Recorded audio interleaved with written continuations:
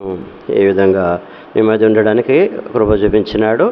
ఇది మనకి ఆరాధన నిమిత్తమే కొన్ని విషయాలు చూసుకొని మనం ప్రభువును ఆరాధన చేసుకుంటాం.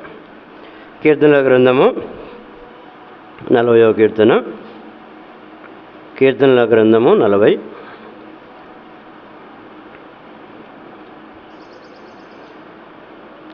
కీర్తనలు 40.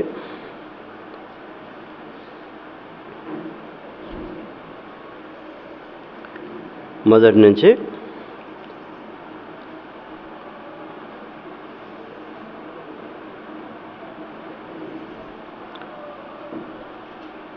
మొదటి 8 వచనాలు మార్చి చదువుకుందాం. మొదటి 8 వచనాలు. యెహోవా కొరకు నేను సహనంతో కనిపెట్టుకుంటుని, ఆయన నాకు చెవియొగ్గి నా మొర ఆలకించెను.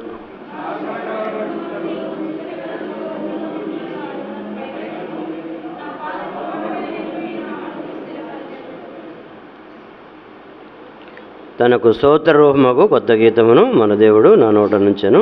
అనేకులు దాన్ని చూసి భయభక్తులు కలిగి యెహోవాయందు నమ్మిక ఉంచెదరు.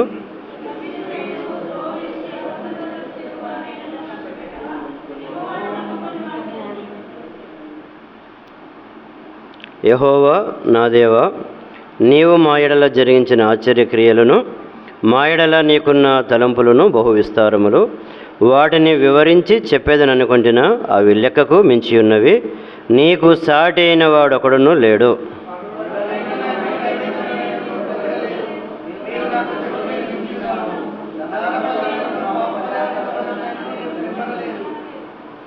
అప్పుడు పుస్తక చుట్టలో నన్ను గూర్చి వ్రాయబడిన ప్రకారము నేను వచ్చి ఉన్నాను.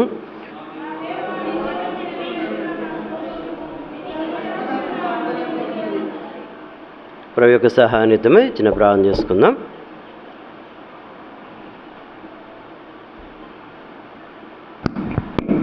పరిశుద్ధుడైన మా పరలోక తండ్రి, జీవగల దేవ, నీ ప్రియ కుమారుడు యేసుక్రీస్తు వారి అమూల్య రక్త ప్రతికొస్తూ మీ ఘనమైన నామాన్ని స్తుతిస్తూ మహిమపరుస్తూ ఉన్నాం. నార్కట్పల్లిలో మీరు ఏర్పరచుకున్న దీపస్తంభం ఓరేపుని బట్టి వందనాలు. ఈ ప్రాంతాన్ని ప్రేమించి దయలే తండ్రి, మీరు ఆరంభించిన పరిచర్యను మీరు ఆశీర్వదిస్తూ ఇంతవరకు చూపిన కృపను బట్టి వందనాలు. వారి పక్షంగా మీరు చేసిన మేలును బట్టి మిమ్మల్ని ఎంతో స్తుతిస్తూ మహిమపరుస్తున్నాం. దయలతండి, ఒకప్పుడైతే ఈ విధంగా కిరాయి స్థలంలో దయలే తండ్రి మందిరం లేక జరిగిన పరిచర్యను దైవ సొంత స్థలం ఇచ్చారు. దయలే తండ్రి, ఈ విధంగా మీరు ఇక్కడ పరిచర్యను అంతకంతకు ఆశీర్వదిస్తూ వచ్చిన విధానం బట్టి కూడా మిమ్మల్ని స్తుతిస్తూ మహిమపరుస్తూ ఉన్నాం. కృపగల దేవ, ఈ విధంగా ఒకప్పుడైతే గుడిసెల్లో ఉన్న మందిరం రేకులు వేసుకోవడానికి, అదేవిధంగా క్రమంగా స్లాబ్ వేసుకోవడానికి, అంత మాత్రంగా కూడా మందిరం ఈ విధంగా ఎక్స్టెన్షన్ చేసుకోవడానికి మీరు దేవ ఈ విధంగా నింపిడి యొక్క హస్తాలు బలపరిచినందుకై మీరు చూపిన కృపను బట్టి, మీరు చేసిన మేలును బట్టి కూడా మిమ్మల్ని స్తుతిస్తున్నాం. కేవలం భౌతికంగా మాత్రం కాకుండా ఆత్మీయంగా కూడా సంఘపక్షంగా మీరు చేసిన మేలును బట్టి కూడా మిమ్మల్ని స్తుతిస్తూ మహిమపరుస్తూ ఉన్నాం. దయల తండ్రి, అయోగ్య నేను కూడా ఈ విధంగా కుటుంబంతో కలిసి ఈ విధంగా నీ ప్రజలతో ఆనందించడానికి, సంతోషించడానికి, మిమ్మల్ని గణపరచడానికి, హెచ్చించడానికి అయోగ్యను నాకు చూపిన కృపను బట్టి వందనాలు. ఈ సందర్భంగా మా యొక్క ధ్యాన నిత్యం లేఖన భాగాలు బట్టి వందనాలు. వీటి ఆధారంగా మీరే మాతో మాట్లాడమని ప్రార్థన చేస్తా ఉన్నాం. జీవ మాటలు మాకు అనుగ్రహించమని, అయోగ్యను బలహపనం మాకు సునపుకున్న క్షమించమని, ఈ రక్తాన్ని ప్రోక్షించిన మమ్మల్ని స్థలం పవిత్రపరచమని, కనిపించని సాధన శక్తులను, దుష్ట శక్తులను యేసును బంధిస్తూ నీ కృపను కోరుకుంటూ యేసుక్రీస్తు వారి ఘనమైన మహిమల నామమున స్తుతించి ప్రార్థిస్తున్నాం తండ్రి. ఆమేన్. ఉదయకాల సమయంలో మన యొక్క ధ్యానం నిమిత్తమే కొన్ని మాటలు మనము చదువుకుందాం. కీర్తనలు 40వ కీర్తన. ఈ కీర్తన దావీదు మహారాజు రాసిన కీర్తనగా ఉంటుంది. దావీదు దేవుడిని ఎంతో ప్రేమించిన వాడు, దేవుని మందిరాన్ని ఎంతో ప్రేమించిన వాడుగా ఉంటున్నాడు. దేవుని మందిరం అంటే ఆయనకు ఎంతో ఆశ. దేవుని వాక్యం సెలవిస్తూ ఉంది, యెహోవా మందిరం వెళ్ళుదామని జనులు నాతో అనినప్పుడు నేను సంతోషించుదునని దావీదు అంటున్నాడు. దావీదుకు దేవుని మందిరం అంటే ఎంతో ఇష్టం, దేవుని ప్రజలంటే ఎంతో ఇష్టం, దేవుని ప్రజలతో కలిసి దేవుని మహిమపరచడం అంటే ఆయనకు ఎంతో ఇష్టం. కాబట్టి ఈ విధంగా దేవుని ప్రేమించిన వాడు కాబట్టి ఈ పాటల ద్వారా తాను దేవుని మహిమపరిచిన వాడుగా ఉంటున్నాడు. అయితే ఇశ్రాయేలుకు మొదటి రాజు సౌలు దేవుని మందిరాన్ని గురించి పట్టించుకోలేదు. కానీ దావీదు రాజు అయిన వెంటనే దేవుని మందిరాన్ని గురించి పట్టించుకున్నాడు. మందసం ఎక్కడో పడి ఉంటే ఆ మందసాన్ని తీసుకొని వచ్చి ఒక చక్కటి స్థలంలో మందిరం కొరకు ఒక చక్కటి స్థలాన్ని సిద్ధపరిచి అక్కడ ఉంచినాడు. అంతతో తృప్తి చెందలేదు. ఈ విధంగా దేవుని కొరకై ఎంతో శ్రేష్టమైన మందిరం, చక్కటి మందిరం కట్టాలని తాను ఎంతో ఆశపడ్డాడు. దాని కొరకు వెండి బంగారాలన్నీ సమకూర్చాడు. కానీ దేవుడు అన్నాడు, నువ్వు కట్టకూడదు, నువ్వు యుద్ధం చేసినావు, నీ చేతులతో అనేక రక్తం చిందించినావు కనుక నువ్వు కట్టకూడదు. నీ కుమారుని కాలంలో సమాధానం కలగజేస్తాను, అతడు నాకు మందిరం కడతానంటాడు. ఆ విధంగా యెరూషలేము మందిరము కట్టడానికి కావలసిన సామాగ్రి అంతా కూడా దావీదే సమకూర్చాడు. తర్వాత ఆ మందిరం ఏ విధంగా ఉండాలో ఆ ప్లాన్ అంతా దేవుడు దావీదుకే బయలుపరిచిన వాడుగా ఉంటున్నాడు. కాబట్టి దావీదు దేవుని ఎంతో ప్రేమించిన వాడుగా ఉంటున్నాడు. ఉదయకాల సమయంలో మనం ఆ దావీదు కీర్తన జ్ఞాపం చేసుకోవడము, దాని ద్వారా మనం దేవుని ఆరాధించడము మనకెంతో ఆశీర్వాదకరం. దేవుని వాక్యములో కీర్తనలు 40, యెహోవా కొరకు నేను సహనంతో కనిపెట్టుకుంటుని, ఆయన నాకు చెవియొగ్గి నా మొర ఆలకించెను. 2వ వచనం, నాశనకరమైన గుంటలో నుండి జిగటగల దొంగ ఊబిలో నుండి ఆయన నన్ను పైకెత్తెను. నా పాదములు బండ మీద నిలిపి నా అడుగులు స్థిరపరిచెను. ఇక్కడ దావీదు మహారాజు దేవుని కొరకు ఎంతో సహనంతో కనిపెట్టినాడని దేవుని వాక్యం సెలవిస్తూ ఉంది. ఎటువంటి పరిస్థితులు అంటే తాను నాశనకరమైన గుంటలో ఉన్నాడంట. ఎక్కడున్నాడంట? నాశనకరమైన గుంట. నాశనకరమైన గుంట అంటే కొన్ని గుంటలు ఉన్నాయి, అందులో పడితే నాశనం పోవాల్సిందే, అంటే చచ్చిపోతారు. అంటే అటువంటి గుంటలో పడ్డాడు. తర్వాత మరెక్కడ పడ్డాడంట? జిగటగల్ల దొంగ ఊబిలో నుండి తాను ఎక్కడ ఇరుక్కుపోయాడు? జిగటగల దొంగ ఊబి. కాబట్టి కొన్ని ప్రాంతాల అడవులలో, కొన్ని ప్రాంతాలలో ఈ యొక్క ఊబులు ఉంటాయి. ఊబి అంటే పైకి నీళ్ళలాగానే ఉంటుంది, కానీ అంతా బుడితే లోపలంతా మెత్తగా ఉంటుంది. అందులో కాళ్ళు పెడితే మనిషి మొత్తం దిగబడిపోతాడు. కాబట్టి అందులో దిగబడిన వ్యక్తి బయటికి రావాలని ఎంత ప్రయత్నం చేసినా ఇంకా లోపలికే పోతాడు, కానీ బయటికి రాలేడు. కాబట్టి ఈ నాశనకరమైన గుంట, జిగడగల దొంగ ఊబి అంటే ఇది పాపానికి సాదృశ్యంగా ఉంది. నాశనకరమైన గుంట అంటే ఏంటంట? పాపం. కాబట్టి పాపంలో పడిపోయిన వ్యక్తి బయటికి రాలేడు. అందుచేతనే దేవుని వాక్యం సెలవిస్తూ ఉంది, పాపం వలన వచ్చే జీతము మరణము, దేవుని కృపావరము మన ప్రభువైన యేసుక్రీస్తునందు నిత్య జీవం. కాబట్టి పాపంలో ఉన్న వ్యక్తి నరకానికి, పాపం అనేది మానవుని నాశనం నడిపిస్తూ ఉంది, మరణాన్ని నడిపిస్తూ ఉంది అని దేవుని వాక్యం సెలవిస్తూ ఉంది. అయితే ఈ విధంగా దావీదు మహారాజు ఈ యొక్క నాశనకరమైన గుంటలో, జిగడగల దొంగ ఊబిలో తాను ఉన్నప్పుడు తాను దేవునికి మొరపెట్టినాడంట. అందులో నుంచి తాను బయటకు రాలేని స్థితిలో ఉన్నాడు. దేవుని మొరపెట్టినాడు. దేవుని కొరకు ఎంతో సహనంతో కనిపెడితే ఆయన నా మొర ఆలకించినాడని దావీదు మహారాజు అంటున్నాడు. కాబట్టి అదేవిధంగా పౌలు అనే భక్తుడు కూడా తాను ఏమంటున్నాడంటే చూడండి, దేవుని వాక్యం ఈ విధంగా సెలవిస్తూ ఉంది. రోమీ రాసిన పత్రిక 7వ అధ్యాయము 24వ వచనం. రోమీయులకు 7:24. అయ్యో నేనెంత దౌర్భాగ్యుడను, ఇట్టి మరణముకు లోనగు శరీరం నుండి నన్ను ఎవడు విడిపించును. కాబట్టి పౌలు తాను అంటా ఉన్నాడు, తాను చూడండి 18వ వచనం, రోమా 7:18. నాయందు అనగా నా శరీరమందు మంచిది ఏది నివసింపదని నేను ఎరుగుదును. చాలామంది ఏమనుకుంటారంటే నేను మంచోని అనుకుంటారు. కానీ పౌలు ఏమంటున్నాడంటే నా యందు అనగా నా శరీరమందు మంచిది ఏదియో నివసింపదని నేను ఎరుగుదును. నాలో మంచి ఏమీ లేదు అంటున్నాడు. అయితే తాను పాపంలో ఉన్నాడు, ఆ పాపం నియమం కింద ఉన్నాడు. ఆ పాపం నియమం నుంచి తాను బయటికి రావాలని ఎంత ప్రయత్నం చేసినా రాలేకపోతున్నాడు. అందుచేత ఏమంటున్నాడు, అయ్యో నేనెంత దౌర్భాగ్యుడను, ఎట్టి మరణంలోనవు శరీరం నుండి నన్ను ఎవడు విడిపించను అని ఆ భక్తుడు మొరపెడతా ఉన్నాడు. 25వ వచనం చూడండి.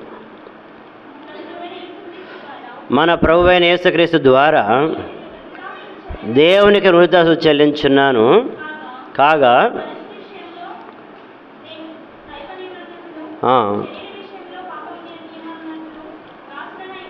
కాబట్టి ఇక్కడ ప్రభు అయిన యేసుక్రీస్తు ద్వారా దేవునికి కృతజ్ఞతాస్తుతులు చెల్లించున్నాను అంటున్నాడు. 8వ అధ్యాయం 1వ వచనం.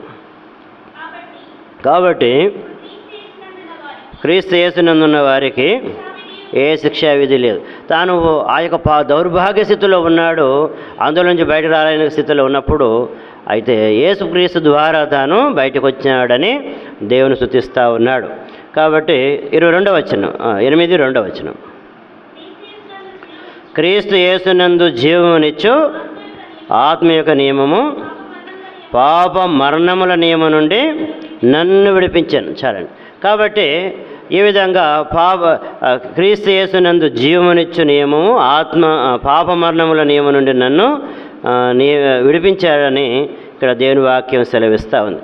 కాబట్టి పౌలు కూడా ఆ యొక్క దౌర్భాగ్య స్థితిలో పాపములు ఉన్నప్పుడు ఎవరు కూడా అతడు ధర్మశాస్త్రం ఎంతో నిష్ట గలవాడు, అయితే అయినప్పటికీ ఆ ధర్మశాస్త్రం కానీ ఏది కానీ ఆ యూద మతం కానీ పాపం నుంచి అతన్ని విడిపించలేకపోయింది.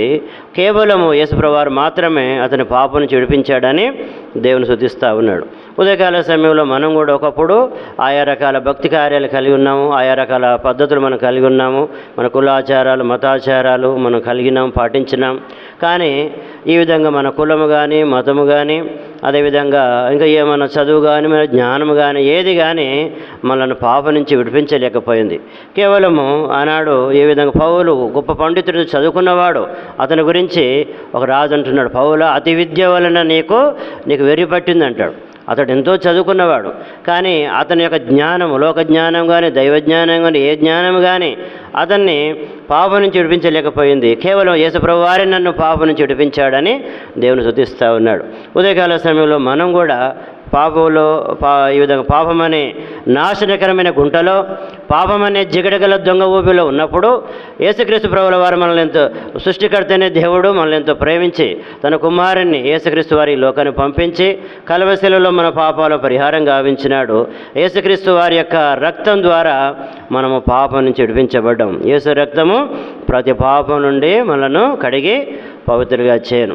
కాబట్టి యేసుక్రీస్తు ద్వారా మనకు విడుదల కలిగింది. అందును బట్టి ఉదయకాల సమయంలో ఈ గొప్ప దేవుని మనము ఆరాధించవలసిన వారిగా ఉంటున్నాం. కీర్తనలు 42వ వచనం. నాశనకరమైన గుంటలో నుండి జిగటగల దొంగ ఊపిలో నుండి ఆయన నన్ను పైకెత్తెను, నా పాదములు బండ మీద నిలిపి నా అడుగులు స్థిరపరచను. అతడు పాపమనే ఊబిలో ఉన్నాడు, దిగబడిపోతున్నాడు, ఆధారం లేదు ఆ బురదలో. అయితే ఆయనను పైకెత్తాడు, నా పాదాలు బండ మీద నిలిపాడంటున్నాడు. కాబట్టి ఊబిలో ఉన్న వ్యక్తి దిగబడిపోతాడు, బండ మీద ఉంటే ఆ దిగబడిపోడు. కాబట్టి నా పాదాలు బండ మీద నిలిపి నా అడుగులు స్థిరపరిచినాడని దేవుని వాక్యం సెలవిస్తూ ఉంది. అదేవిధంగా కొరింథీయులకు రాసిన మొదటి పత్రిక 10వ అధ్యాయము చూడండి. కొరింథీయులకు రాసిన మొదటి పత్రిక 10వ అధ్యాయము 4వ వచనం. అందరూ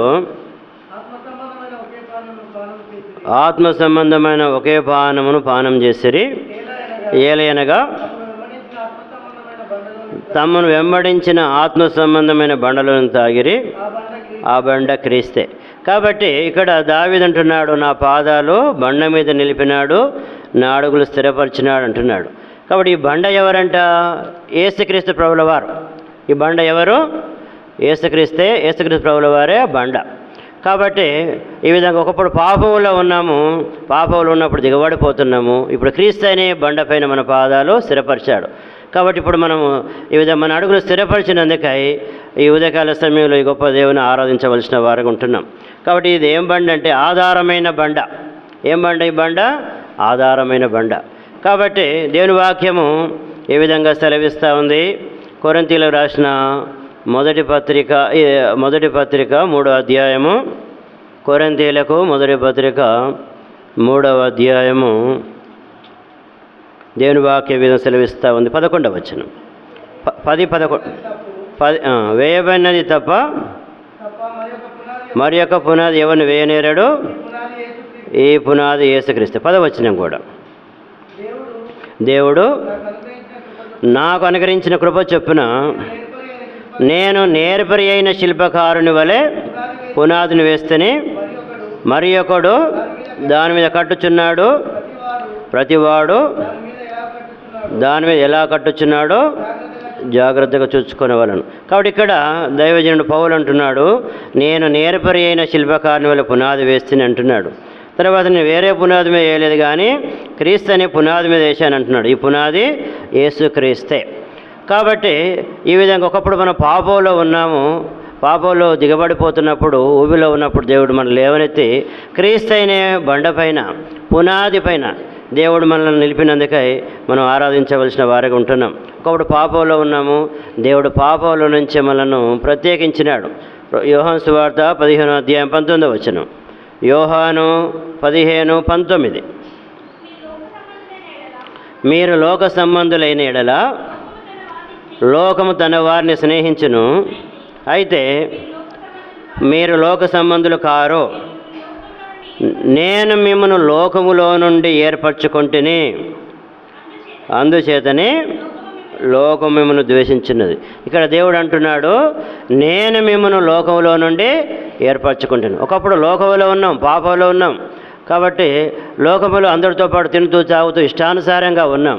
అయితే దేవుడు మనలను ప్రత్యేకించినాడు. మీరు లోక సంబంధులు కారు, నేను మిమ్మల్ని లోకములో నుండి ఏర్పరచుకుంటేని అంటున్నాడు. కాబట్టి ఒకప్పుడు పాపంలో ఉన్నాం, పాప ఊబిలో ఉన్నాము, పాపం అనే లోకంలో ఉన్నాము. అయితే ఈ పాప లోకంలో ఉన్నాము. అయితే దేవుడు మనలను ఈ పాపం నుంచి ప్రత్యేకించినాడు. కాబట్టి ఆ యొక్క లోక సహవాసం నుంచి, పాప సహవాసం నుంచి మనల్ని ప్రత్యేకించిన వాడిగా ఉంటున్నాడు. లోకంలో నుంచి ఏర్పరచుకున్నాడు. కాబట్టి సంఘం అంటే అర్థము లోకములో నుంచి లాగబడింది. కాబట్టి సంఘం అంటే ఎక్లేషియా, మూలపదము గ్రీకు భాషలో సంఘానికి అర్థము ఎక్లేషియా అంటారు. దాని అర్థం ఏంటంటే లాగబడింది, బల్లముగా లాగబడింది. కాబట్టి మన పాపములో మనం ఇరుకపోయినాము, దిగబడిపోయినాము. దేవుడు ఆయన బలమైన హస్తంతో బయటికి లాగినాడు. కాబట్టి అంత మాత్రమే అక్కడ ప్రత్యేకించినాడు.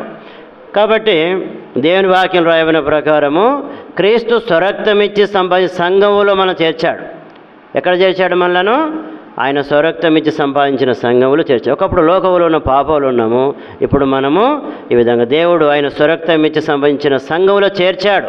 మనం ఆయన బిడ్డలమైన, ఆయన కుమార్తెలమైన. కాబట్టి దేవుడు మనల్ని పాపం నుంచి విడిపించాడు. క్రీస్తు అయిన బండపైన మనల్ని మన పాదాలు స్థిరపరిచిన వాడుగా ఉంటున్నాడు. అందుని బట్టి ఈ ఉదయకాల సమయంలో ఈ గొప్ప దేవుని ఆరాధించవలసిన వారుగా ఉంటున్నాం. యేసు ప్రభువు ద్వారా మనకు పాపం నుంచి విడుదల కలిగింది. అంత మాత్రం కాకుండా ఈయన క్రీస్తు అనే బండపైన ఈ విధంగా ఆ పునాది బండ పైన దేవుడు మనల్ని కడతా ఉన్నాడు. దేవుని వాక్యం ఈ విధంగా సెలవిస్తూ ఉంది.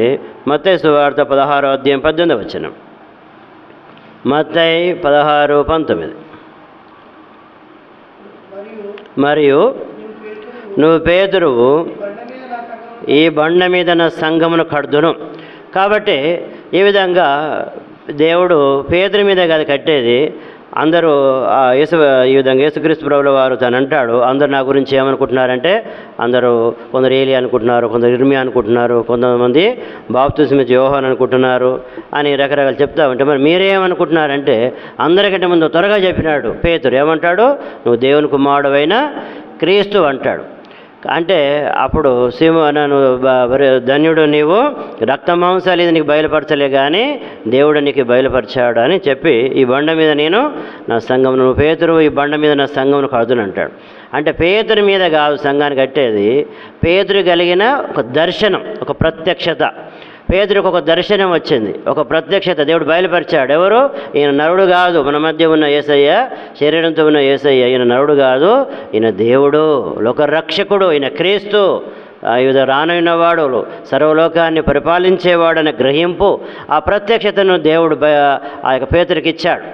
కాబట్టి ఈ విధంగా ఆ ప్రత్యక్షత మీద దేవుడు సంఘాన్ని కడతా ఉన్నాడు, క్రీస్తు అనే బండపైన. కాబట్టి ఈ విధంగా సంఘానికి పునాది పేతురు కాదు కానీ యేసుప్రభువు. అంచేతనే ఈ పునాది యేసుక్రీస్తు అని మనం చదువుకున్నాం. కాబట్టి దేవుని వాక్యం సెలవిస్తూ ఉంది, యేసుప్రభువు వారు మనకు పునాది రాయని సెలవిస్తూ ఉంది. అదేవిధంగా యెషయా గ్రంథము 29వ అధ్యాయము యెషయా గ్రంథము 29వ అధ్యాయము దేవుని వాక్యము ఈ విధంగా సెలవిస్తూ ఉంది. యెషయా 29:16. యెషయా గ్రంథం 28:16. ప్రభువగు యెహోవా ఇలా సెలవిచ్చున్నాడు, సియోనులో పునాదిగా వేసినవాడ నేనే, పునాదిగా రాతిని వేసినవాడ నేనే, అది పరిశోధింపబడిన రాయి, అమూల్యమైన తలరాయి, బహుస్థిరమైన పునాది అయిన మూలరాయి అయి ఉన్నది. విశ్వసించువాడు కలవరపడడు. ఏదైనా ఇల్లు కట్టేటప్పుడు పునాది రాయి వేస్తారు, మూలరాయి పునాది రాయి వేస్తారు. తర్వాత ఒక రాయి మూలరాయి బట్టి మిగతా చుట్టూ 4 మూలల కట్టేవాడిగా ఉంటాడు. కాబట్టి యేసుప్రభు వారు ఆయన మనకు పునాది రాయి, అంత మాత్రమే కాకుండా మూలరాయి కూడా ఆయనే. కాబట్టి ఫస్ట్ ఒక రాయి నిలబెట్టే మేస్త్రి దాని ఆధారంగా మిగతా అన్నీ దాని మెట్లకు సరి చేసి మిగతా అన్ని 4 మూలలు కడతాడు. కాబట్టి ఆ మొదటి రాయే మూలరాయే యేసుప్రభు వారని దేవుని వాక్యము సెలవిస్తూ ఉంది. కాబట్టి ఈ విధంగా ఆయన పునాది రాయని మూలరాయి అని దేవుని వాక్యం సెలవిస్తూ ఉంది. అదేవిధంగా జకర్యా గ్రంథము 4వ అధ్యాయం 6వ వచనం. జకర్యా 4:6.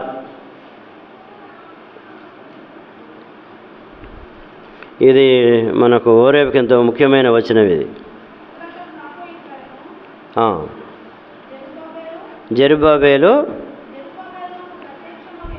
జెరుబ్బాబేలునకు ప్రత్యక్షము యెహోవా వాక్కు ఇదే, శక్తి చేతనైనను బలం చేతనైన కాక నా ఆత్మచేత నీ జరుగునని సైన్యులకు అధిపతి యెహోవా సెలవిచ్చాను. కాబట్టి మనం అందరం ముందు ఆ ఎదురుగున్న స్థలం అక్కడ జరిగేది. దాంట్లో అప్పుడు జానన్న కిరాయికి ఉండేవాడు, చిన్న రూమ్లో వెనక రేకుల షెడ్ వేసుకొని అక్కడ జరిగేది. దేవుడి స్థలం ఇచ్చినాడు చుట్టూ అప్పుడు అప్పుడు కాంపౌండ్ ఉండే, మూలకు ఒక రాయి ఉండే, ఆ మూలకు ఒక కర్ర బాతి ఆ చిన్న రేకుకి వాక్యం ఉండే, మీకు శక్తి చేతనం బలం చేతన కాకుండా నా ఆత్మ జరునని ఆ వాక్యాన్ని దేవుని దాసుడు అక్కడ పెట్టాడు. కాబట్టి ఈ విధంగా అంటే ఈ మందిరం అయ్యిందంటే మన శక్తి కాదు, మన బలం కాదు, ఆయన కృపే. మీ శక్తి చేతనైనను బలం చేతనైనను కాక నా ఆత్మచేతన ఇది జరుగును. ఆరంభం నుంచి ఎన్ని ఆటంకాలు, ఎన్ని అభ్యంతరాలు, ఎన్ని ఎదిరింపులు ఎన్ని వచ్చినా కానీ అది ఆయన కృపే. దేవుడే ఆయన సంఘాన్ని కాపాడుతూ వచ్చినాడు. కాబట్టి ఈ విధంగా దేవుని వాక్యం విధంగా సెలవిస్తూ ఉంది. గొప్ప పర్వతమా, జెరుబ్బాబేలును అడ్డగించిన ఏమాత్రం దానవో నువ్వు చెదిన భూమి అగుదువు. కృప కలుగును గాక అని జనులకు కేకలు వేయగా అతడు పైరాయి తీసుకొని పెట్టించును. ఇక్కడ చూడండి, దేవుని వాక్యము ఈ విధంగా సెలవిస్తూ ఉంది. 9వ వచనం. జెరుబ్బాబేలు చేతిలో ఈ మందిర పునాది వేసి ఉన్నవి అతని చేతులు ముగించును.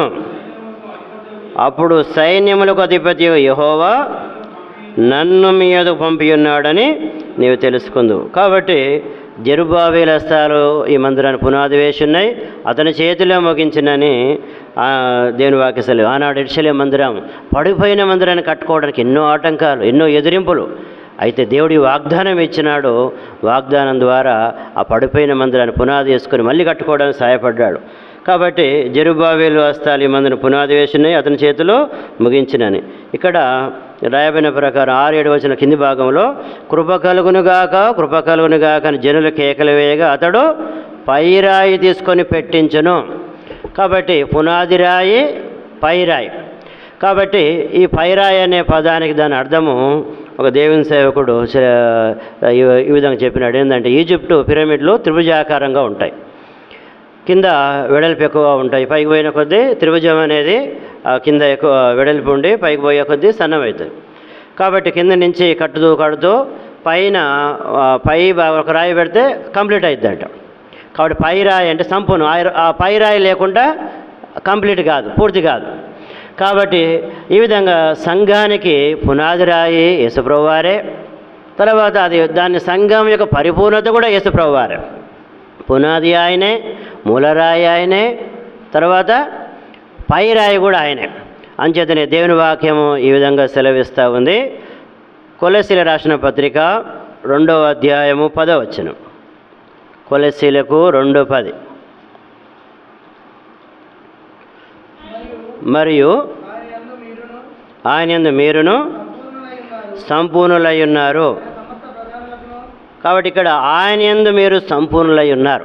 కాబట్టి ఆయన లేకుండా మనము సంపూర్ణం కాదు. ఎవరు లేకుండా సంపూర్ణం కాదు? యేసయ్య లేకుండా మనము సంపూర్ణం కాదు. ఆయన యందు మీరు సంపూర్ణులై ఉన్నారని దేవుని వాక్యం సెలవిస్తూ ఉంది. కాబట్టి మన సంఘానికి పునాది ఆయనే, తర్వాత మూలరాయి ఆయనే, పైరాయి ఆయనే. కాబట్టి మనకు ఈ విధంగా మన జీవితంలో అనేక బలహీనతలు ఉంటాయి. కాబట్టి ఎన్ని బలహీనతలు మనలో ఉన్నప్పటికీ మనం మంచివారమని కాదు. అయినప్పటికీ దేవుడు మనల్ని ప్రేమించినాడు, ప్రాణం ఇచ్చిన, రక్షించినాడు, ఏర్పరచుకున్నాడు. అయితే మనలో అనేక సందర్భాల్లో పడిపోయినప్పటికీ, తప్పిపోయినప్పటికీ, ఎన్ని బలహీనతలు ఉన్నప్పటికీ ఈ విధంగా దేవుడు ఆయన కృప ద్వారా మనలను పరిపూర్ణులుగా చేస్తాడు. ఆయన కృప ద్వారా మనం ఏమవుతామంట? సంపూర్ణమవుతామంట. కాబట్టి పేతురు గురించి ముందు నువ్వు సీమోనువు, నువ్వు పేతురు అంటాడు. పేతురు అంటే గరుగురాయి అంట. పేతురు అంటే అర్థము ఒక గరుగురాయి. ప్రకటన గ్రంథంలో చూస్తే అక్కడ 12 పునాదులు వేయబడ్డాయి. ఆ పునాదుల్లో ఈ విధంగా 12 పునాదులకు 12 మంది అపోస్తుల పేర్లు పెట్టారంట. 12 పునాదులకు ఏం పేరు పెట్టారో? 12 మంది అపోస్తుల పేర్లు. మొదటి పునాది పేరు ఏం పేరంటే సూర్యకాంతపురాయి అంట. మొదటి పునాది పేరు ఏం పేరు? సూర్యకాంతపురాయి. కాబట్టి ఆరంభంలో దుర్గు పేతురు అనగానే దుర్గు పేతురు తొందర ఎక్కువ పేతురుకు. కాబట్టి గరుగురాయి అయిన పేతురు ఆ చివరికి ఏమైనాడు? పరలోక యెరూషలేములో, నూతన యెరూషలేములో ఆ యుద్ధంగా దాని ఆ యొక్క పునాది రాయి సూర్యకాంతపు రాయి అయినాడు. అంటే దేవుడు అతని జీవితం ఎంత పేతురును ఎట్లా జీవితం ఎంత అద్భుతంగా మార్చాడో మనం చూస్తాము. కాబట్టి ఈ లోకంలో మన శరీరంతో ఉన్నాం, ఎన్నో బలహీనతలు ఉన్నప్పటికీ ఒక దినం మనము పరలోకంలో దేవదూతలే ఆశ్చర్యపడేట్లు చేస్తారంట. దేవదూతలు మనం చూసి ఆశ్చర్యపడతారంట. చూడండి, దేవుని వాక్యము ఈ విధంగా సెలవిస్తుంది. మొదటి పేతురు మొదటి పత్రిక 12వ వచనము కింది భాగం, చివరి భాగం. మొదటి పేతురు 12 చివరి భాగం. దేవదూతలు ఈ కార్యములను తొంగి చూడగోరుచున్నారు. దేవుడు భూలోకంలో జరిగించే కార్యాలను పరలోకం చూస్తున్నారు. మనకందరికీ ఏముంటుంది? అమెరికా పోవాలన్నా, లేకపోతే సింగపూర్ పోవాలన్నా, లేకపోతే ఎండాకాలం వచ్చిందంటే ఏదన్నా మంచి విహారయాత్ర, మంచి స్థలం చూడాలి, టూరిస్ట్ ప్లేస్కి వెళ్ళాలని అనుకుంటారు. కానీ అయితే ఆ దేవదూతలే పరలోకం నుంచి చూస్తున్నారంట. ఏం చూస్తున్నారంట? దేవుడు భూలోకంలో జరిగించే కార్యాలు. కాబట్టి సంఘంలో దేవుడు జరిగించే కార్యాలు దేవత తొంగి చూడగోరుతున్నారంట. దేవదూతలు ఆశ్చర్యపడతారంట ఒక దినం. కాబట్టి దేవుడు ఎంత గొప్ప దేవుడు! ఈ విధంగా పాపులమైన మనలను దేవుడు కోరుకున్నాడు. కాబట్టి దావీదు ఏమంటాడు? నీ పాపంలో పుట్టినవాడను, పాపంలోనే నా తల్లి గర్భమును ధరించాను. కాబట్టి ఈ విధంగా ఏ మంచి లేని మనల్ని దేవుడు కోరుకొని ఆయన స్వరక్తమిచ్చి సంబంధించిన సంఘంలో దేవుడు మనం చేర్చిన వాడుగా ఉంటున్నాడు. అంత మాత్రం కాకుండా మనకు పునాది ఆయనే, మూలరాయి ఆయనే, పైరాయి ఆయనే, మన సంపూర్ణత ఆయనే అని దేవుని వాక్యం సెలవిస్తూ ఉంది. మొదటి కొరింథీయులకు రాసిన మొదటి పత్రిక దేవుని వాక్యము ఈ విధంగా, దానికంటే ముందు ఎఫెసీయులకు రాసిన పత్రిక చదువుకుందాం. ఎఫెసీయులకు 4వ అధ్యాయం. ఎఫెసీయులకు 4వ అధ్యాయము. ఎఫెసీయులకు రాసిన పత్రిక 4వ అధ్యాయము దేవుని వాక్యము ఈ విధంగా సెలవిస్తూ ఉంది. 11, 12 వచనాలు. మనమందరము విశ్వాస విషయములోను, దేవుని కుమారుని గురించిన జ్ఞాన విషయంలోను ఏకత్వం పొంది సంపూర్ణ పురుషుల వరకు, అనగా క్రీస్తునకు కలిగిన సంపూర్ణతకు సమానమైన సంపూర్ణత కలవారము వరకు ఇలాగ నియమించాను. దేవుని యొక్క ఏర్పాటు ఏంటంటే యేసయ్య ఎంత పరిపూర్ణుడు, మన పరిపూర్ణంగా ఎన్నో బలహీనతలు ఉన్నాయి, కానీ క్రీస్తును కలిగిన సంపూర్ణతకు సమానమైన సంపూర్ణత. భూలోకంలో మనం బలహీనతలు ఉన్నప్పుడు పరలోకంలో మనం ఎట్లుంటామంట, ఆయనలాగా ఉంటామంట. ఆయన ప్రత్యక్షమైనప్పుడు మనం ఆయన పోలి ఉందామని 1 యోహాను పత్రిక 3వ అధ్యాయం 3వ వచనంలో మనం చూస్తూ ఉన్నాం. కాబట్టి ఆయనలాగా ఉంటామంట, ఆయన పోలి ఉందామని దేవుని వాక్యం సెలవిస్తూ ఉంది. అందుకని మనం సంపూర్ణం కావాలని దేవుడు సంఘానికి చాలా వరాలు, తలాంతులు దేవుడు ఇచ్చాడు. 13వ వచనంలో రాయబడిన ప్రకారం చూడండి, 4:13 పరిశుద్ధులు సంపూర్ణగునట్లు క్రీస్తు శరీరము క్షేమాభివృద్ధి చెందుటకు పరిచర్య ధర్మం జరుగుటకును ఆయన కొందరిని అపోస్తులుగాను, కొందరి ప్రవక్తలుగాను, కొందరు సువార్థికులుగాను, కొందరు కాపరులుగాను, ఉపదేశులుగా నియమించాను. కాబట్టి ఇక్కడ మనం గమనించవలసింది, సంఘానికి రకరకాల తలాంతులు గల వారిని, అపోస్తలులు, ప్రవక్తలు, సువార్థికులు, కాపరులను దేవుడు ఉపదేశకులు ఇచ్చాడు. ఆరంభంలో అన్నగారు ప్రవక్త అనే మాట ఎందుకన్నాడు అన్నాడు. కాబట్టి సంఘానికి కొన్ని తలాంతులను దేవుడు ఈ విధంగా కొన్ని వరాల గల వారిని దేవుడు అనుగ్రహిస్తాడు. మనమంతలో మనమే పరిపూర్ణం కాదు, సంఘము లేకుండా మనం సంపూర్ణం కాలేం. మనము సంపూర్ణం కావాలనే దేవుడు ఈ విధంగా దేవుని మందిరం సంఘం ఇచ్చాడు. మనం ఎందుకు ప్రతి ఆదివారం కూడుకుంటామంటే మన బలహీనత సంఘానికి రావడం ద్వారా మనం సరిచేయబడుతున్నాం. మన బలహీనతలను తెలియదు, దేవుడు దాని వాక్యం ద్వారా హెచ్చరిస్తాడు, సరిచేస్తాడు. కాబట్టి మనం సరిచేయబడి మనం కడుక్కొని మనము ఆయన ప్రత్యక్షమైనప్పుడు ఆయన పోలి ఉండడానికి, ఆయన రాకడ కొరకు సిద్ధపడడానికి దేవుడు ఈ విధంగా సమకూరుస్తాడు. కాబట్టి సంఘం ద్వారానే మనం సంపూర్ణమవుతామని దేవుని వాక్యం సెలవిస్తూ ఉంది.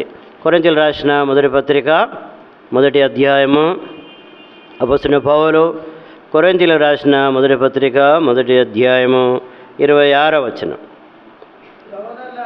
సహోదరులారా మిమ్మల్ని పిలిచిన పిలుపును చూడి, మీలో లోకరీతిని జ్ఞానులైనను గనులైనను గొప్ప వంశవారైనను అనేకులు పిలవలేదు. దేవుడు వాక్య సెలవిస్తూ ఉంది. దేవుడు మనం పిలిచాడంట. మిమ్మల్ని పిలిచిన పిలుపుని చూడండి. ఎవరు పిలిచాడంట? దేవుడు మీలో లోకరీతిని జ్ఞానులైనను గనులైనను గొప్ప వంశవారైనను అనేకులు పిలువబడలేదు.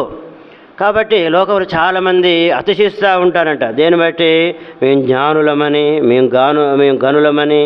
కాబట్టి ఈ విధంగా నేను ఐశ్వర్యవంతుని, నీ జ్ఞానిని, నీ వీరుని, శూరుని అని రకరకాల గర్వించే వాళ్ళు ఉన్నారు. కాబట్టి అటువంటి వారు దేవునికి ఇష్టం లేదు. దేవునికి ఎవరు ఇష్టమంట? ఈ విధంగా ఎవరైతే ఆయన భయభక్తులు కలిగి ఆయన కృప కొరకు కనబెడుతున్నారో వారంటే ఆయనకు ఇష్టమని, ఆనందమని దేవుని వాక్యం సెలవిస్తూ ఉంది. దేవుడు ఎవరిని పిలిచాడంటే, ఎవరిని పిలిచాడంట? చూడండి 27వ వచనం, ఏ శరీరయు దేవుని ఎదుట అసీమకుండానట్లు జ్ఞానులను సిగ్గుపరచుటకు లోకములో ఉండి వెర్రి వారిని దేవుడు ఏర్పరచుకున్నాడు. ఎవరు ఏర్పరచుకున్నాడు? దేవుడు జ్ఞానులు, శాస్త్రవేత్తలు ఉన్నారు, సైంటిస్టులు ఉన్నారు. ఈ విధంగా 2012లో నరకపల్లి మందిరంలో గెట్ టుగెదర్ అయింది. అయితే మా క్లాస్మేట్ ఒక ఆయన సైంటిస్ట్, ఆయన బెంగళూరు జాబ్ చేస్తున్నాడు. ఆయనను స్టేజ్ మీద కూర్చోబెట్టారు, నేను కింద కూర్చున్నా. అంటే వాడు అన్నాడు, నా క్లాస్ ఫస్ట్ నేను మొదటి నుంచి అట్లా. సరే, ఈ విధంగా అనిపిస్తుంది. ఇప్పుడు నేను వాళ్ళ దృష్టికి ఎట్లా విలువలేని వారిగా ఉంటాను. తర్వాత మా ఊళ్ళో కూడా ఏం చేస్తున్నాను ఒక ఆయన అడిగినాడు. అంటే నేను దేవుని సేవ చేస్తున్నాను ఫాస్టర్గా. అంటే నువ్వు క్లెవరు కదా, నువ్వు అట్లట పోయినావు అంటాడు. అంటే ఏం లేని వాళ్ళు అంటే చదువు రాకపోతేనే దేవుని సేవ అంటాడు, చదువు వస్తే కాదని. అయితే ఆ విధంగా అనిపిస్తాయి మనకు. వాళ్ళకి అర్థం కాదు. కానీ దేవుడు ఎంత గొప్ప ధన్యత మనకి ఇచ్చాడంటే చూడండి, ఏ శరీరం దేవుని ఎదుట అతిశయింపకుండానట్లు జ్ఞానాలను సిగ్గుపరచడానికి లోకంలో వేరే వారిని దేవుడు ఏర్పరచుకో. సైంటిస్టులు ఉన్నారు, గొప్ప గొప్ప వాళ్ళు. వారు దేవుడు తెలియదు, సృష్టికర్త తెలియదు, లోకరక్షకుడు తెలియదు. లోకము తన జ్ఞానం చేత దేవుణ్ణి ఎరగకుండినందున సెలవిస్తూ ఉంది. లోకం యొక్క జ్ఞానము దేవుని దృష్టికి వెర్రితనమని దేవుని వాక్య సెలవిస్తూ ఉంది. కాబట్టి ఈ విధంగా మన ఇండియాని పరిపాలన చేస్తున్నప్పుడు, బ్రిటిష్ వాళ్ళు పరిపాలన చేస్తున్నప్పుడు ఒకే కాలేజీలో చదువుకున్న వాళ్ళంట ఒక ఆయన ఈ ఇండియాకు మిషనరీకి వచ్చినాడు, సేవకుడు. ఒక ఆయన ఈ దేశానికి అధికారి అయినాడట. తర్వాత ఇంగ్లాండ్ దేశానికి ఒకే షిప్లో ప్రయాణమైనారు. అప్పుడు ఫ్లైట్లు ఉన్నప్పుడు షిప్లేనే, పడవలో. ఇంగ్లాండ్ దేశానికి పోయిన తర్వాత ఇది ఇండియాను పరిపాలించే అధికారిని సన్మానం చేయడానికి ఆ యొక్క మిలిటరీ వాళ్ళు వచ్చారంట. బ్రాండ్ మేళం వచ్చిందంట. ఎంతో ఆర్భాటంతో ఆయనను రిసీవ్ చేసుకొని తీసుకుపోతున్నారంట. సైదాన్ అంటుందంట, ఓ సైదానా, సైదాన్ అంటుందంట, నువ్వు చూడు, నువ్వు దేవుని సేవించినావు, సేవిస్తే ఏమొచ్చింది? నిన్ను పట్టించుకునేవారు ఎవరు లేరు, నేను రిసీవ్ చేసుకునేవారు ఎవరు లేరు, చూడు ఆయన నన్ను సేవిస్తే ఏమొచ్చింది, ఎంత ఘనత ఇచ్చాను చూడు అంటున్నాడు. అప్పుడు దేవుని సేవకుడు అన్నాడంట, ఓ సైతానా, ఈ విధంగా నన్ను సేవించడానికి, నన్ను ఎదుర్కోవడానికి ఒక దినము పరలోకం నుంచి దేవదూతలే వస్తారు, ఆ సంగీత వాయిద్యాలతో వచ్చి నన్ను ఎదుర్కొంటారు, తీసుకొని పోతారని చెప్పినట్టు. కాబట్టి ఈ విధంగా మనం దేవుని దృష్టికి మనం వెరివారంగా ఉంటాం, లోకం దృష్టికి. కానీ దేవుడు మనల్ని కోరుకున్నాడు. ఈ విధంగా దేవుని యొక్క జ్ఞానము లోకానికి వెర్రితనమని దేవుని వాక్య సెలవిస్తాను. సరే, లోకరీతి మనం వెరివారమైనప్పటికీ దేవుడు మనం కోరుకున్నాడు. జ్ఞానం సిగ్గుపరచుటకు లోకంలో వెరివారిని దేవుడు ఏర్పరచుకుని ఉన్నాడు. తర్వాత బలవంతులైన వారిని సిగ్గుపరచుటకు లోకములో బలహీనులైన వారిని దేవుడు ఏర్పరచుకొని ఉన్నాడు. ఎన్నికైన వారిని వ్యర్థం చేయుటకు లోకములో లీచులైన వారిని, తృణీకరింపబడిన వారిని, ఎన్నిక లేని వారిని దేవుడు ఏర్పరచుకొని ఉన్నాడు. కాబట్టి దేవుడు ఏర్పరచుకున్నాడు. చాలామంది చేస్తారు, నేను జ్ఞానిని, నేను బలవంతుణ్ణి, నేను అది ఇది అంటే దేవుడు వాళ్ళని పక్కకు దోసేసినాడు. ఎన్నిక లేని వారిని, వెర్రి వారిని, బలహీనులను, ఎన్నిక లేని వారిని, నీచులను, తృణీకరింపబడిన వారిని, లోకం పనికిరాదు అనుకున్న వాళ్ళని నువ్వు కావాలి, అరే నువ్వు ఊరు బయట ఉండాలిరా, నువ్వు పనికిరావురా అన్న వాళ్ళని దేవుడు ఏం చేసినా కోరుకున్నాడు. కాబట్టి దేవుడు ఎంతో గొప్ప దేవుడు. లోకంలో నీచులైన వారిని, తృణీకరింపబడిన వారిని, ఎన్నిక లేని వారిని దేవుడు ఏర్పరచుకొని ఉన్నాడు. తర్వాత చూడండి 31వ వచనం, అతిశయించువాడు ప్రభువునందు దర్శింపవలెను అని రాయబడి నెరవేరినట్లు దేవుని మూలముగా ఆయన మనకు జ్ఞానమును, నీతియు, పరిశుద్ధతయు, విమోచనమును ఆయను. కాబట్టి మనం వెరివారమే, అయితే దేవుడే మనకు జ్ఞానమైనట. మనం ఎట్లా మన పరిపూర్ణము? కాబట్టి ఆయా పైరాయి లేకపోతే ఆయా కట్టడం పరిపూర్ణం ఎట్లా కాదో, సంఘానికి మూలరాయి, పునాది రాయి, మూలరాయి, పైరాయి ఎట్లా పైరాయి యేసుప్రభు వారు, ఈ విధంగా పైరాయి ద్వారా ఎట్లా కట్టడం పూర్తవుతుందో యేసుక్రీస్తు ద్వారానే మనం సంపూర్ణమవుతామని దేవుని వాక్య సెలవిస్తూ ఉంది. మనం వెరివారమే, అయితే మనం జ్ఞానం లేని వారము. మనకు జ్ఞానం ఎవరంట? యేసయ్యే జ్ఞానం అంట. కాబట్టి ఆయనే మనకు జ్ఞానం అంట. తర్వాత ఆయన మనకు జ్ఞానమును, నీతిమంతులు లేడు, ఒక్కడు లేడు. కానీ యేసుప్రభువుని విశ్వాసం ఉంచడం ద్వారా మనం ఏమైనాము? నీతిమంతులమైన. రోమా 3:23లో ఏ భేదం లేదు, అందరూ పాపం చేసినారని. 24లో నమ్మవారు ఉచితంగా ఆయన కృపచేతనే నీతిమంతులుగా తీర్చబడుతారని దేని వాక్య సెలవిస్తూ ఉంది. కాబట్టి ఈ విధంగా ఆయనే మనకు ఈ విధంగా జ్ఞానమైనాడు, ఆయనే మన నీతి అయినాడు. తర్వాత ఆయన మనకు ఏమైనాడంట? పరిశుద్ధత. మన పాపులం, నేను పరిశుద్ధుడే కనుక మీరును పరిశుద్ధులై ఉన్నాను. మన పాపులము యేసుప్రభువునందు విశ్వాసం ఉంచడం ద్వారా మనం ఏమైనామంటే పరిశుద్ధులమైనాము.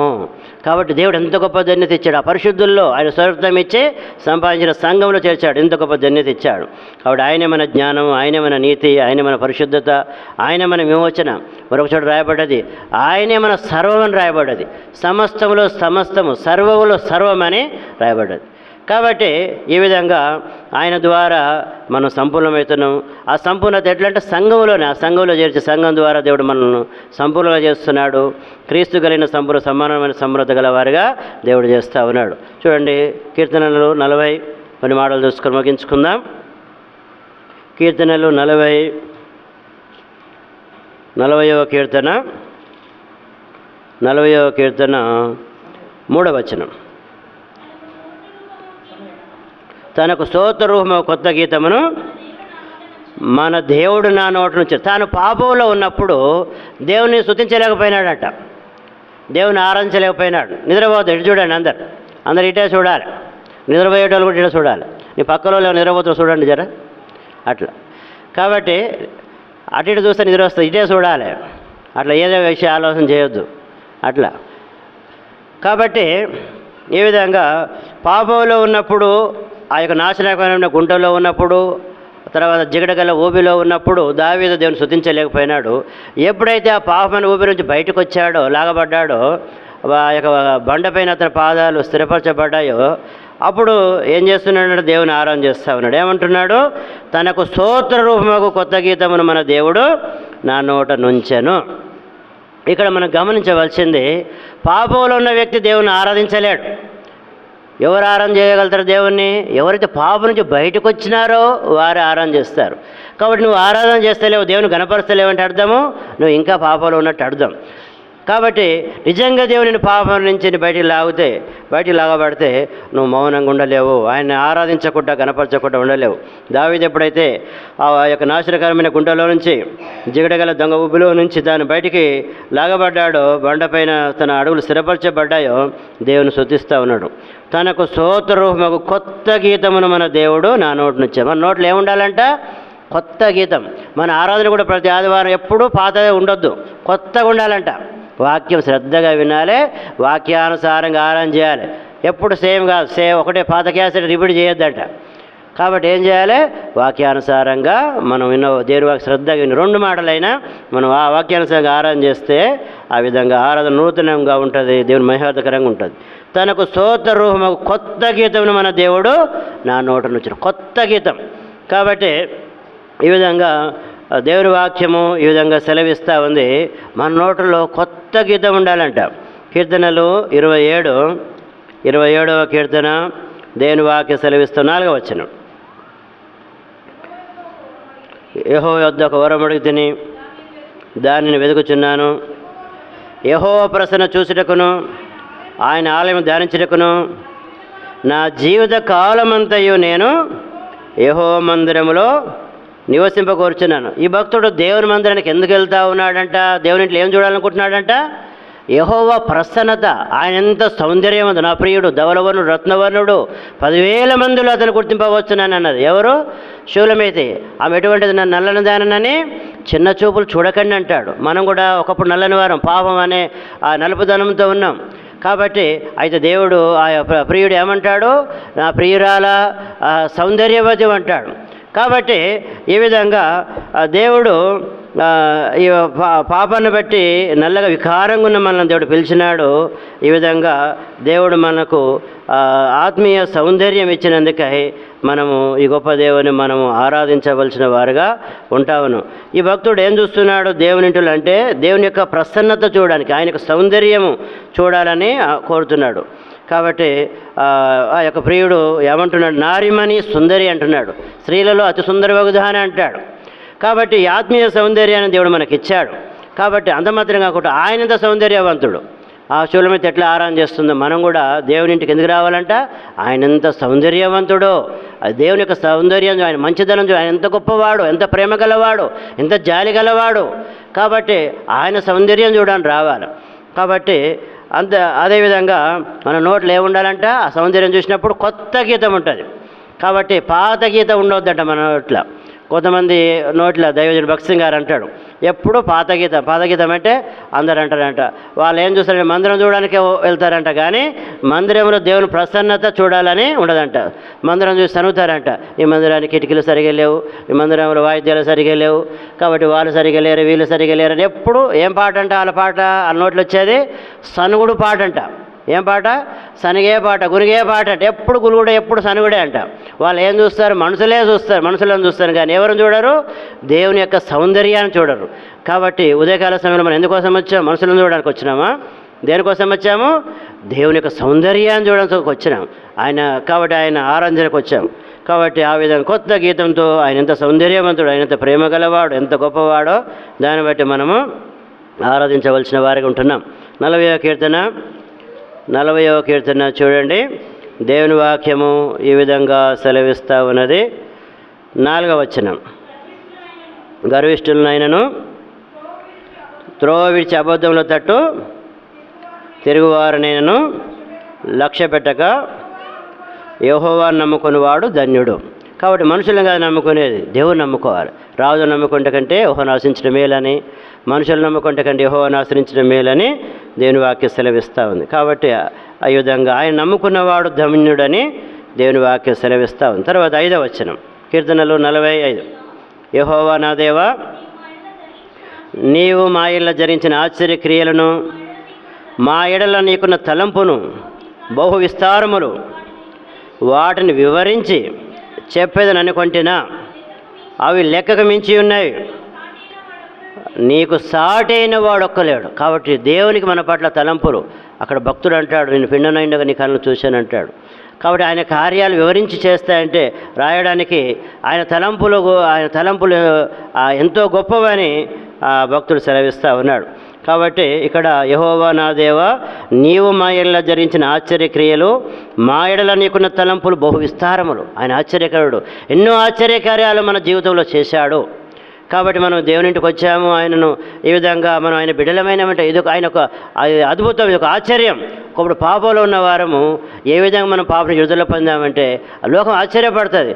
కాబట్టి లోకము దేవునికి సెలవిస్తూ ఉంది, అపరిమితమైన దుర్వ్యాపారమునందు మనము వారితో కూడా సంతోషించినందుకు ఏం చేస్తున్నారంట, ఇప్పుడు ఆశ్చర్యపడుతూ దూషిస్తున్నారట. అరే ఎట మారిండు, మాతో పాటు ఇంత తాగిండు కదా, ఇట్లున్నాడు కదా, ఎట మారిండు అని వాళ్ళు ఆశ్చర్యపడతారు. మళ్ళీ చెప్తారు, ఏం దేవుడురా అటెటు పోయినావా అంటారట మళ్ళీ. కాబట్టి ఈ విధంగా దేవుడు మనకు జరిగించిన ఆశ్చర్య కార్యాలు అంత మాత్రమే కాకుండా మన పట్ల ఆయన తలంపులు ఎంతో గొప్పవంట. భూమి కంటే ఆకాశం ఎంత, యెషయా గ్రంథం 55లో రాయబడిన ప్రకారము భూమి కంటే ఆకాశము ఎంత ఉన్నతముగా ఉన్నదో మీ తలంపుల కంటే నా తలంపులు అంత ఉన్నతమైనవి అంటాడు. మీ మార్గాల కంటే నా మార్గాలు ఎత్తైనవి అంటాడు. మన పట్ల దేవుడు మంచి తలంపులు కలిగి ఉన్నాడు. ఇర్మీయా గ్రంథం 29:11 రాయబడ్డది. చూడండి, ఆ మాట చదువుకొని ముగించుకుందాం. 29వ అధ్యాయం 11వ వచనం. 29:11. నేను మీ గురించి ఉద్దేశించిన సంగతి ఎరుగుదును, రాబో కాలమందు మీకు నిరీక్షణ కలుగున్నట్లుగా అవి సమాధానకర సంగతులే కానీ హానికరమైన కావు. మనం అనుకుంటాం, ఎట్లా నా జీవితం ఎంత ఈ విధంగా ఎందుకు నా ఈ కష్టాలు ఎంతకాలం, ఈ బాధలు ఎంతకాలం. కాబట్టి ఈ విధంగా రాబోయే దినాలు ఎట్లుంటుందని కలవరపడతాం. కానీ దేవుడు ఏమంటున్నాడు, రాబో కాలమందు మీకు నిరీక్షణ కలిగినట్లుగా అవి సమాధానకరమైన సంగతులే కానీ హానికరమైన కావు. రాబోయే దినాల్లో దేవుడు యేసయ్య మన నిరీక్షణ, ఆయనే మనకు సమాధానం, రాబోయే దినాల్లో మనకు మేలు చేసేవాడని, మన పట్ల మంచి ఉద్దేశాలు కలిగి ఉన్నాడని దేవుని వాక్యం సెలవిస్తూ ఉంది. ఈ భక్తుడు ఏమంటున్నాడు, ఇంత గొప్ప దేవునికి ఈ భక్తుడు ఏమంటున్నాడంటే కీర్తనలు 46లో ఒక మాట ఉంది, బలునైనను నైవేద్యను కోరుటలేదు, దేవా నీవు నాకు చెవులు నిర్మించున్నావు, దహన బలులనైనను పాప పరిహార బలులనైనను నీవు తెమ్మలేదు. దేవుడు బలులు కోరతలేడంట. దేవునికి ఏమి ఇష్టం లేదంట, బలులు ఇష్టం లేదంట. దేవుడు కోరేది ఏమిటంటే, చూడండి దేవుని వాక్యం ఈ విధంగా సెలవిస్తూ ఉంది. కీర్తనలు 50:13 వచనం. కీర్తనలు 50:13. వృషభముల మాంసం నేను తిందునా, పోటీల రక్తం త్రాగుదునా, దేవునికి స్తుతియాగం చేయము, మహోన్నతునికి నీ మొక్కుబలు చెల్లిము. దేవునికి బలులు అవసరం లేదంట. పోటీల రక్తము, వృషభముల రక్తం, వృషభములు అంటే ఎద్దులు, వృషభముల మాంసం నేను తిందునా, పోటీల రక్తం త్రాగుదునా, దేవునికి స్తుతియాగం చేయము, మహోన్నతునికి నీ మొక్కుబలు చెల్లించు. దేవునికి బలులు కోరతలేడు, కానీ ఏం చేయాలంటే దేవుడు కోరే స్తుతియాగం. దేవుడు బలియాగం కోరతలేడు కానీ స్తుతియాగం కోరుతున్నాడు. మరి బలియాగం ఎవరయ్యారు? దేవుడే మన కొరకు ఏమైనాడు, సెలవులో యేసయ్య బలి అయినాడు, బలియాగమైనాడు. ఇప్పుడు మనం దేవునికి బలియాగం చేయని అవసరం లేదు, యజ్ఞం. కాబట్టి బలియాగం చేయని అవసరం లేదు. ఏం చేయాలంట, దేవునికి మనము స్తుతియాగం చేయాలంట. కాబట్టి రోమ 12:1 రాయబడిన ప్రకారం సజీవ యాగంగా ఆయన సమర్పించుకోవాలంట. మనం ఆయన కొరకు ప్రతిష్ఠించుకొని మనం ఆయన మహిమార్థమై మనం జీవించాలని దేవుని వాక్యం సెలవిస్తాం. దేవుని మనం ఏం చేయాలి, స్తుతియాగం చేయాలి. కాబట్టి ఈ మాటల ఆధారంగా దేవుడు పాపం అనే నాశనకర గుండె నుంచి జిగటగల దొంగలు ఊబి నుంచి మనం లేవనెత్తినందుకై, మన క్రీస్తు అనే బండపైన మన పాదాలు స్థిరపరిచినందుకై ఈ గొప్ప దేవుని మనం ఆరాధించవలసిన వారిగా ఉంటున్నాం. ఆయనే మన పునాది, మూలరాయి, ఆయన మన సంపూర్ణత అయి ఉన్నాడు. క్రీస్తులో మనం పరిపూర్ణంగా చేసినందుకై ఆయనే మన జ్ఞానము, నీతి, పరిశుద్ధత, విమోచమైన అయినందుకై మనం ఈ గొప్ప దేవుని మనము ఆరాధించవలసిన వారిగా ఉన్నాం. తర్వాత ఆయన నమ్మినవాడు ధన్యుడని, మన నోట కొత్త గీతం ఉంచినాడని, అదే మాత్రం కాకుండా మన పట్ల ఆయన తలపులు ఎంతో గొప్పవని, తర్వాత ఈ దేవుడు బలులు నైవేద్యాలు కోరతలేడు కానీ స్తుతియాగం కోరుతూ ఉన్నందుకై మనం ఈ దేవుని మనము స్తుతించవలసిన వారు, గణపరచవలసిన వారుగా ఉంటున్నాం. దేవుడి మాటలు ఆశీర్వదించును గాక.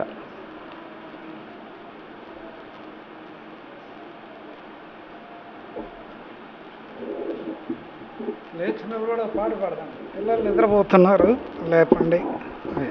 అక్కడక్కడ